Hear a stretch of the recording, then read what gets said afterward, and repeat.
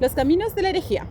La brujería satánica, que fuera vigorosamente reprimida, proviene de una nueva percepción de la acción diabólica de este mundo, ella misma directamente relacionada con una lucha inexpiable contra las herejías del siglo XV. Estas contribuyeron a refinar el modelo de la rebelión contra Dios, ya ampliamente descrito desde los orígenes del cristianismo. Dos de las principales regiones afectadas por una verdadera explosión herética, y luego por la definición de una nueva secta de hechiceros, fueron los Alpes y una parte de los Países Bajos borgoñeses.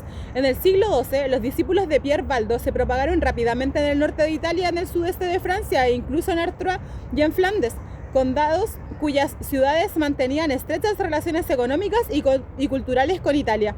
El corredor de circulación entre la península y el Mar del Norte fue sin duda alguna un espacio religiosamente muy disputado, y a partir de 1580 el eje más importante de la caza de brujas en Europa. Satanás parecía haber establecido allí sus cuarteles generales preferidos.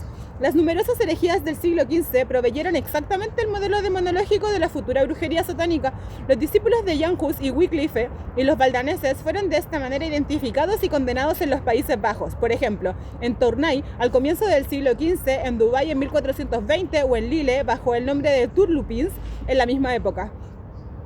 Los cargos de acusación invocados contra ellos no eran nuevos, incluían los más graves infamias sexuales e incluso la utilización diabólica de las cenizas de infantes nacidos de uniones incestuosas. A veces es difícil identificar exactamente el tipo de herejía incriminada, como en el caso de Carmelita Thomas Conecte, ardiente predicador que denunció las costumbres relajadas en Douai o en Arras en 1428, en Valenienses en 1429 y quien fue quemado en 1431. Los Turpins parecían haberse inspirado principalmente en la secta valdenese. En Douai, los cargos imputados a 18 personas en 1420 destacaban sobre todo la acusación de herejía valdenese, además de elementos próximos en las ideas de Wycliffe, condenados a título próximo por el Concilio de Constanza en 1415. De los 18 acusados, 4 eran mujeres, quemadas en la casa llamada de Grain Nouri, situada junto a una de las puertas de Dounay. 2 eran de la jurisdicción del tribunal de la ciudad, 3 de Weissiers, no lejos de allí, y 2 vivían en Potamarc.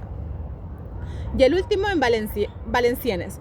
Todo indica que se trataba de una pequeña secta que incluía a 2 clérigos y diversos representantes del artesanado urbano, un tapicero, un fabricante de escaleras, un herrero y un artesano textil, y disponía de muchos libros incautados en la casa del tapicero.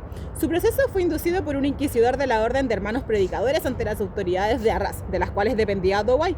Los nativos de Valenciennes fueron quemados en la jurisdicción temporal del obispo de Arras como una parte de los libros, y el único noble permaneció confinado de por vida en la prisión episcopal, y 6 acusados en Douai, de los cuales uno era mujer, fueron entregados a la justicia de su ciudad, que los quemó en la hoguera el 10 de mayo de 1420 con el resto de los libros.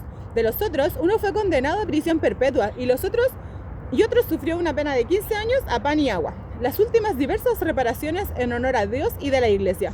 El proceso entablado contra ellos en presencia de Martin Peur, el obispo de Arras, ante una multitud enorme, si hemos de creer en el escribano forense, concluía: por haber hecho una alianza de herejía y leer libros que contienen numerosos errores, se concluye que no creen en la Santísima Trinidad y que el sacramento celebrado no significa nada para ellos, que Nuestra Señora ha tenido varios hijos, que los santos no están en el paraíso y que el monasterio no es más que un burdel, que la confesión no significa nada para un sacerdote y que el agua bendita no es más que un abuso, que han celebrado aquelares durante los sábados, que la señal de la cruz no es más que una cruz y que esta no merece ninguna reverencia y que las misas de requiem no son de ningún valor para los difuntos, y muchas otras herejías. Durante la ejecución se llevó a cabo un sermón público, diplomándose el estrado bajo los pies de los espectadores, de los cuales 13 resultaron heridos, algunos de muerte. La secta, así desbaratada, utilizaba la palabra aquelarre para designar sus reuniones religiosas de los sábados, según declaró uno de los sacerdotes, en X Leglangle, que fue degradado de su privilegio de clérigo por el obispo de una persona, a quien le cortó los cabellos con unas forcetes, pequeñas tijeras. La secta se reunía en un sitio de extramuros, apartado de la ciudad, buscando con eso la protección de la oscuridad, pues el noble había sido acusado de llevar un libro herético que de noche leía a los miembros reunidos. Todos estos herejes habían sido condenados a usar públicamente una mitra ornada con las representaciones de los diablos. Además, le impuso a la mayoría de los que quedaron con vida llevar perpetuamente una cruz amarilla sobre la parte delantera y trasera de sus vestimentas. Estos 4 elementos, el aquelarre, la noche, el alejamiento y del resto de los hombres y la relación directa con los demonios, componen la trama del futuro discurso demonológico a propósito de la secta de las brujas.